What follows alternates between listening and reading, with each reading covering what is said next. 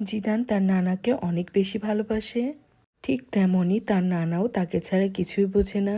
আসসালামু আলাইকুম এভরিওয়ান, তোমরা সবাই কেমন আছো? আমার ভয়েস শুনেই বুঝতে পারছো আমি একটু অসুস্থ। আজকে জিদানদের স্কুলে অনুষ্ঠান ছিল, আর যেমন খুশি তেমন সাজ প্রতিযোগিতায় জিদান আজকে ডাক্তার সেজেছে। জিদান ডাক্তার সেজে তার নানা ভাইয়ার সাথে স্কুলে চলে আসছে।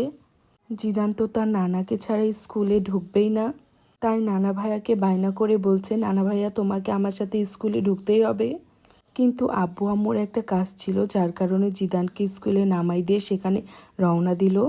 আর এইদিকে তো আমার জিদানের মনটাই খারাপ হয়ে গেছে, আর নানা তার সাথে স্কুলে আসেনি। তাই এইদিকে মা আর ছেলে আমরা স্কুলের মধ্যে ঢুকে পড়লাম।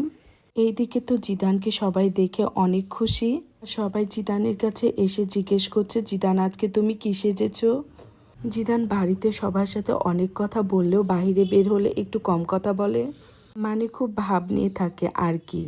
তো আমি বললাম আজকে জিদান ডাক্তার সেজেছে। এইদিকে তো এখনও সবাই আসেনি, আর আমি আর জিদান অনেক তাড়াতাড়ি চলে আসছি। এদিকে আমি জিদানকে শিখিয়ে দিচ্ছিলাম, যদি তোমাকে কেউ জিজ্ঞেস করে তুমি কি সেজেছো, তাহলে খুব সুন্দর করে বলবা যে আমি ডাক্তার।